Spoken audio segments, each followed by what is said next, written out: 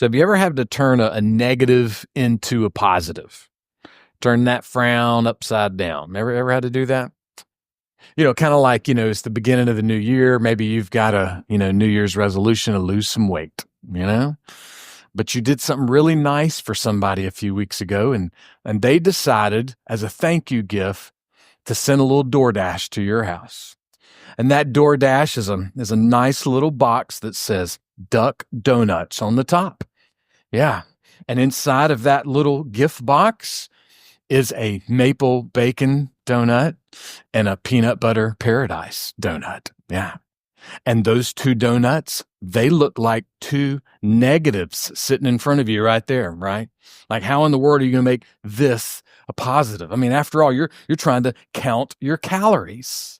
But then as you hold that box, you remember something that Mike Seaver said on the back row in math class in high school. You're like, oh, I think I remember something. And when you remember it, you just decide, oh man, I'm eating these donuts. And you do. You eat those donuts. You mow through them. Because what you remember Mike Seaver saying was that two negatives make a positive, right? So you just took them two negative donuts and boy, you turned them into a positive. It was for real. Sometimes the negatives are not food. Sometimes the negatives are words, right? Someone says something to you that is just harsh or negative sounding. And as you hear that negative thing, as you're listening to it, you can't even think about turning it into a positive. You ever had something like that happen to you? Have you had something like that happen this week? Where we continue our series, Do the Next Thing, where we're looking at a very simple concept for how to keep moving in life, even when some of the negative things pop up. Negative things could be doubt or fear or worry. It could be stress, anxiety, anger, discouragement, depression.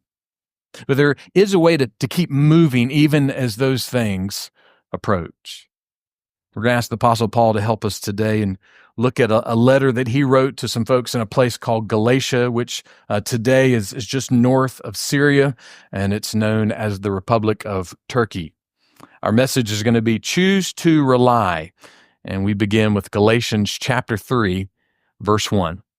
Paul writes, "You foolish Galatians." Well, there you go, right? I mean, that's how we want to be greeted, right? When we walk into the breakfast joint, we like when the guys raise their hand, "Hey, you senseless fool, good to see you. Glad you're here," right? I mean, that's not what we really want to hear. And J.B. Phillips, one commentator, said this, "Oh, you dear idiots of Galatia, surely you can't be so idiotic." But that's the feel. It's double negative. But why? Why would Paul open with this harsh language? Why would he open with such negative words? Why didn't he just say something, "Hey guys, I got something really important I need to talk to you about, so listen up"? Well, the reason he uses this strong negative sounding language is because the Galatians were ignoring and disregarding the grace of God. They were taking the grace of God and sticking it in like one of those red plastic containers that we put all our ornaments in and stick it out in the shed until next Christmas. They were just shoving the grace of God off to the side. And why is that such a big deal? Why is it such a big deal to shove the grace of God off to the side? Well, let's consider it from this angle. Have you ever heard of the law of the threes? The law of the threes. It's different because all of our bodies are different, but generally speaking, the laws of the three go like this. You can survive 3 weeks without food. You can survive 3 days without water, and you can survive 3 minutes without air. But behind the threes is the question of, well, where do the threes come from? I mean, the threes have to come from somewhere, right? The water, the food, the air, it's got to come from somewhere. So where does it come from? Well, some people believe that the food and the water, the air, the big threes, they come from some big explosion in space, many thousands of years ago. Other people may believe that the big threes come from a natural byproduct of just the evolution of matter. Some people believe the big threes, they come from human hard work that we're just producing. And some believe that it might come from the chemical reactions of modern science. Some people might believe that food and water and air, come from Luke Skywalker, finding a secret cave somewhere on the moon of Endor, But whatever you believe, there's one universal reality, one logical, rational, universal reality.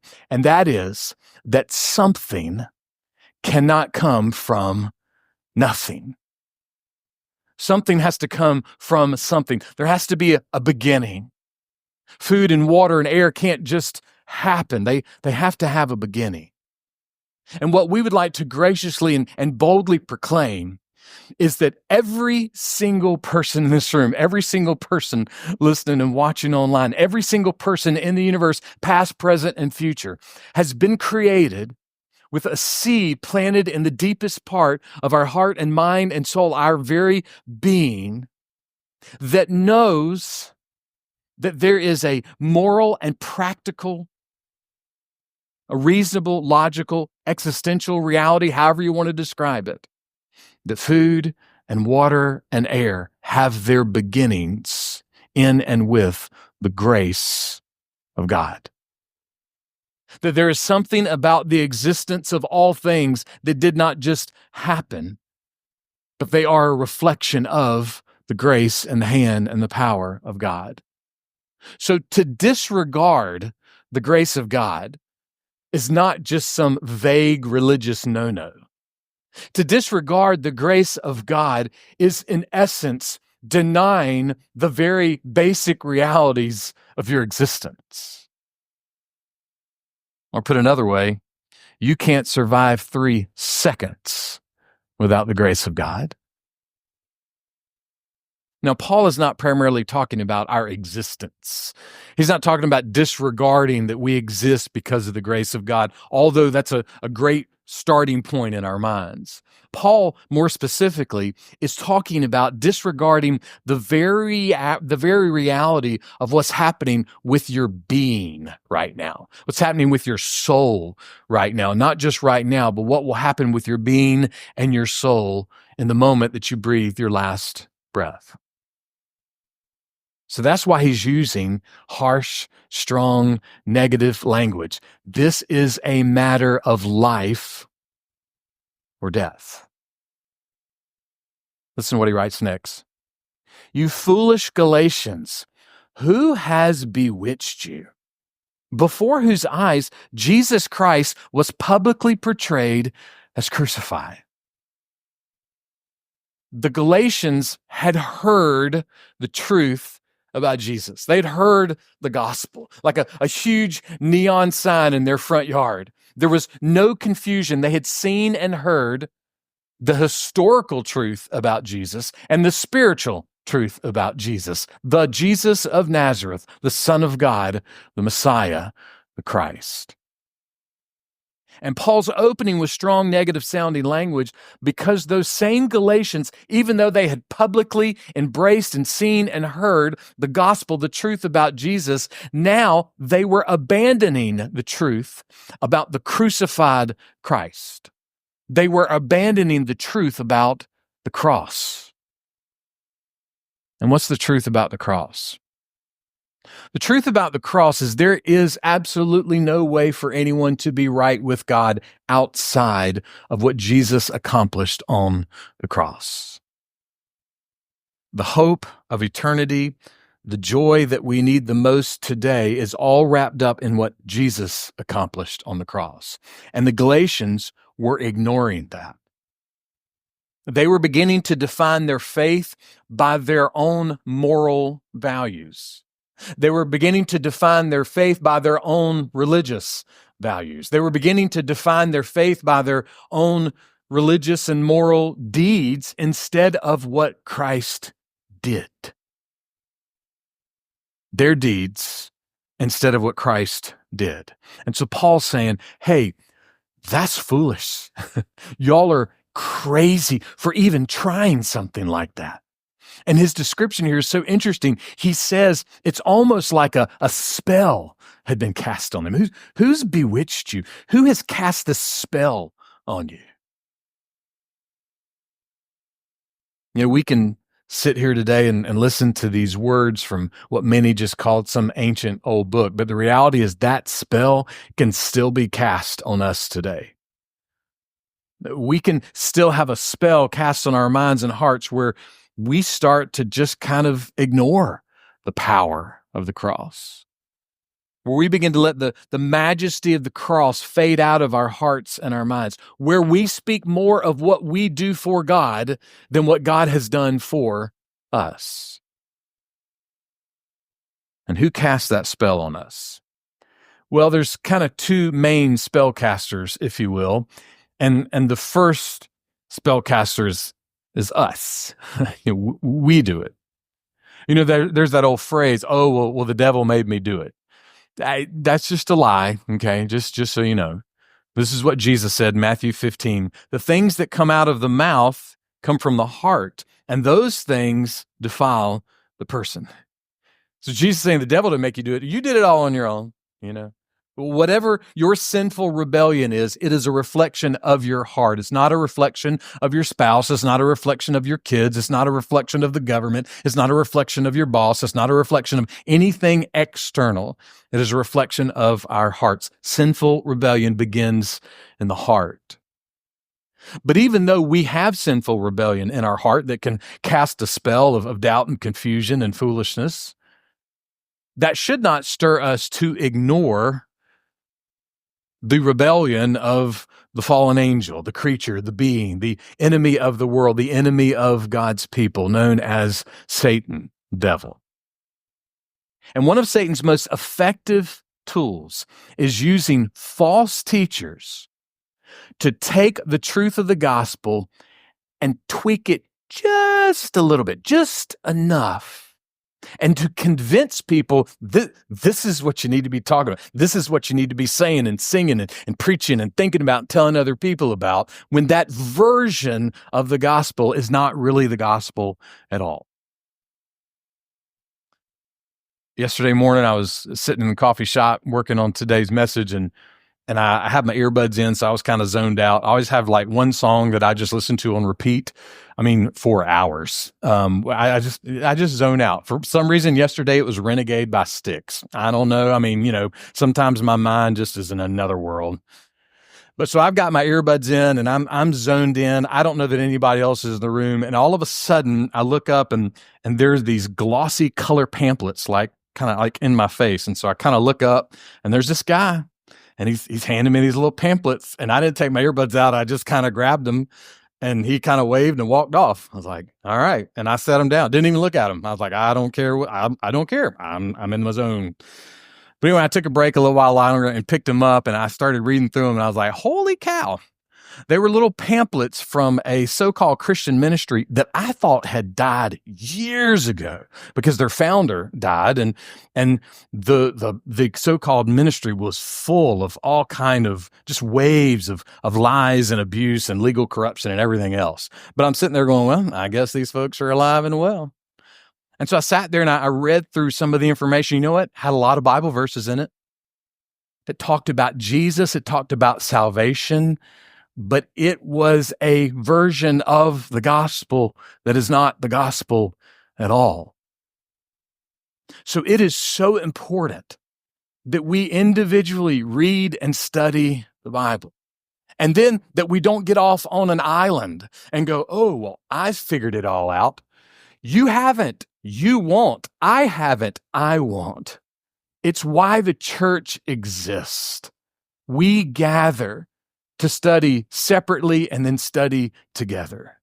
And we study God's word and we pray and we seek counsel with like-minded or even non-like-minded Christians, people of discernment and wisdom, people who know how to direct us toward Jesus, so that in our own hearts and minds, we are careful to not listen to the wrong spell, so to speak, and also that we would be able to pick up on, through God's kindness and grace, when the enemy is trying to cast a spell of confusion or doubt or foolishness our way.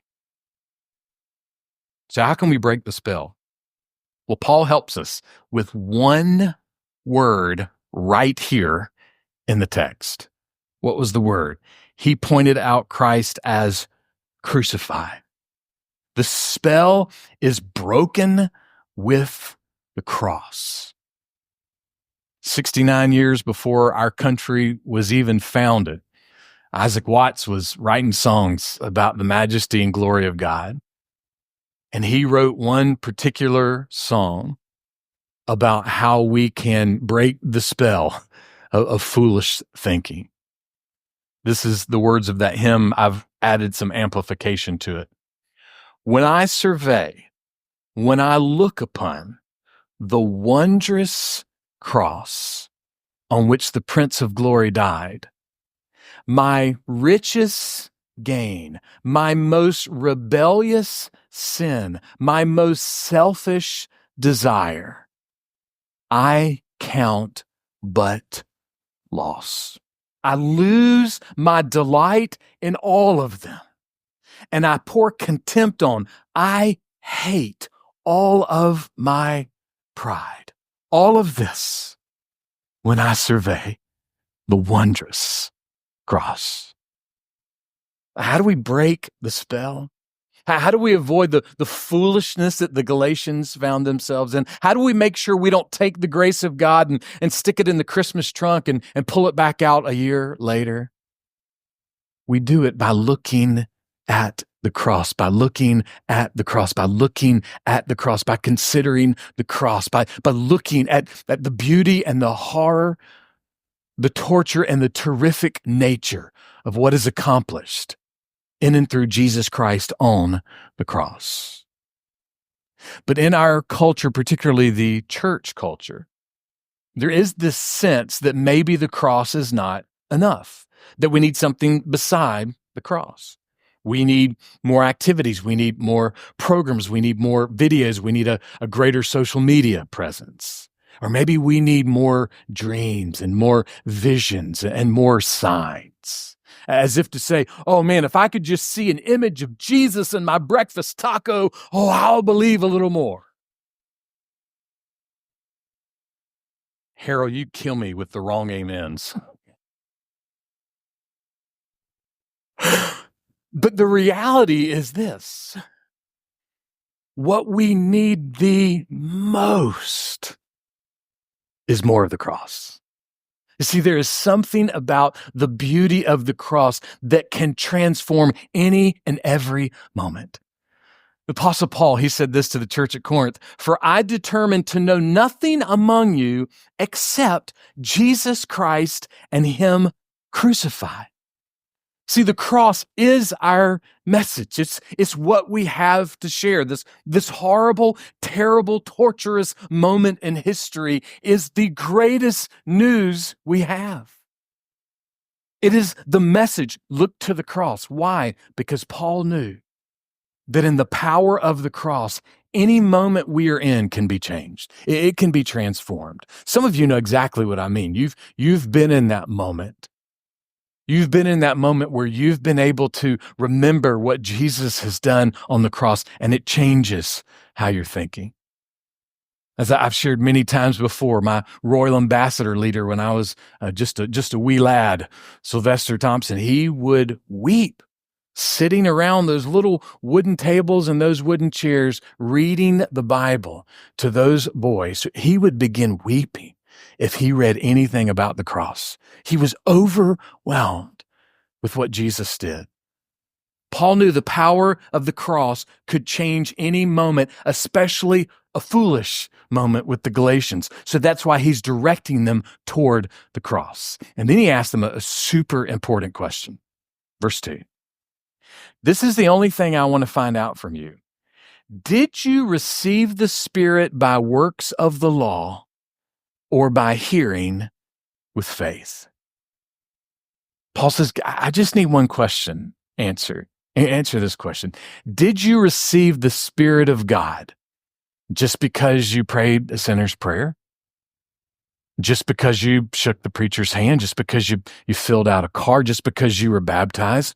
Or did you receive the Spirit of God, not just from rules or ceremonies? Did you receive the Spirit of God because your heart and mind was quickened by the Spirit of God?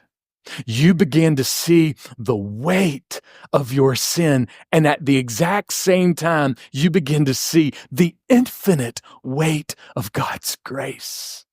How much greater His grace was than your sin. And in the Spirit of God, in that quickening moment, captured your heart with that truth. And you responded by faith. And now in this moment, you are looking to Jesus as your greatest joy today and as your greatest hope for when you breathe your last. Which is it? Religious rules, religious laws, or faith by the gracious Spirit of God? Many people try to make salvation just a method, just a process, a list of things you can do. But you cannot make a method out of a miracle. You can't. There is something completely and perfectly miraculous about being saved and rescued and redeemed by God through Jesus Christ. It should mesmerize us, stun us that we've been saved. We need to be stunned and mesmerized more that we've been saved. We all need a little Sylvester Thompson in our hearts. We need to be overwhelmed when we consider what's been done. When we consider that we have received grace, we should be stunned and mesmerized. We should be stunned and mesmerized that our hearts have been captured by the glory and majesty and power and miracle of the cross. The Galatians were not being stunned and mesmerized anymore. They were checking out. And that's exactly why Paul asked them this one particular question. And here's the catch. He already knew they knew the answer. We know what that means, right? One time in high school, I came home after curfew. It was just the one time. It never happened any other time. And I can remember this one particular night, when I got home, my mom was standing there and she was looking at me kind of like the day I was born, just sweet and lovingly. And she said, just very simply, she goes, "Do you know what time it is?" Now, here's the thing. Did I know what time it was? Yeah, I knew. I knew what time it was. I knew the answer. And in knowing the answer, I was also displaying my disregard for the truth of that answer. See, Paul knows that they know the answer, but he also knows they are ignoring and disregarding the truth of that answer because they've been listening to false teachers. Now, someone may say, "Oh, a true Christian would never listen to false teachers." You sure about that? Marshall Siegel says this about the Galatians. However wrong the false teachers may have been, their message met a sinful inclination deep inside the human heart. We all secretly love a gospel that relies on us. Oh, we do. We love when something relies on us. Marshall goes on, we love being the hero, or at least a celebrated sidekick. Self-reliance feeds our self-esteem and our self-worth. Oh, look what I've done. Look what I'm doing. Look what I've done for God. A sidekick. But then he goes on, but self-reliance never offers us a real meal. And eventually self-reliance can get us killed spiritually, meaning too much self-reliance shows that we've never had any God reliance, any Christ reliance.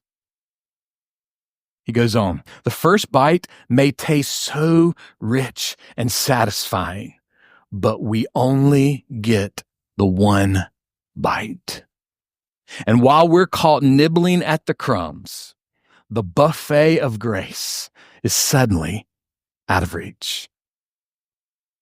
That's why Paul's using harsh language. It's why he sounds so negative. He's wanting that negative to turn into positive. He's wanting them to see that their foolishness is based on something very real. And he's wanting them to see, look, you are believing in the negative self-reliance that is not true. It's just the one bite. And it doesn't get better than that. And what he's trying to get them to see is, listen, here's the negative, and here's how you turn it. You turn it into the positive. And the positive is there is a buffet of grace. A buffet of grace. And he's saying, look, don't miss the buffet. Don't nibble on your self-reliance, because it will never satisfy you. Never satisfy you. Rather, feast on the grace of God.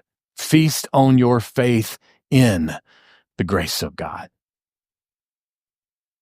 C.S. Lewis said this, "Now faith is the art of holding on to things your reason has once accepted in spite of your changing moods." I mentioned this briefly last week, just in a little bit of listening and reading I've done in the last few weeks. Social media is not evil. It's very helpful for the spread of the gospel. But please understand that every social media outlet, every search engine, they are doing all they can to change your mood, and not in the right way. Every stoplight, every extra 3 seconds you've got to wait at the drive-thru, anything and everything in our life can change our mood, right? But faith in Jesus Christ is not a self-reliance. It's a God reliance. It's a Christ reliance, so that when your mood changes, and it will, when your circumstances change, and they will, when things in your family change, and they will, when things in the government change, and it will, when things with your health change, and they will, when those changes come about, to be reliant on God, not to be foolish, to see and remember and know the only reason things are right between me and God is because the Spirit of God captured my heart, not because I was a member of the church, not because I prayed the right thing or baptized the right thing or said the right thing, but because the Spirit of God captured your heart. If you can believe in that, you will begin to remember as you look to the cross that the omnipotence, the omniscience, the omnipresence, the majesty, the mercy, the loyalty, the love, the glory, the goodness, the grandness, and the grace of God will never change. It never changes. Everything else in your life will change. The height of being a foolish person is to think that things will stay the same. They never have. They never will. But God has not changed. His mercy has not changed. His grace has not changed, and it never will. Just try to dial into the reality of that sentence, not as some fancy line that I used in a sermon. In 1707, Isaac Watts sat down with a fancy pen and ink, I guess, and fancy paper. 69 years before this country existed. And he began to write, "When I look at the wondrous cross, everything changes. I begin to see why my existence matters in the light of the glory and majesty and power of the cross." And what Isaac Watts felt that day writing that song is no different than this moment right now. Everything in the universe has changed since 1707. But the grace of God that Isaac Watts had that day is no different than the grace of God that I have right now. His mercy, His grace, they never change, never change. So when the negative things come, and they will come, when the doubt, when the fear, the worry, the anger, the stress, the anxiety, discouragement, depression, when those things come, and they will come, let us not be foolish.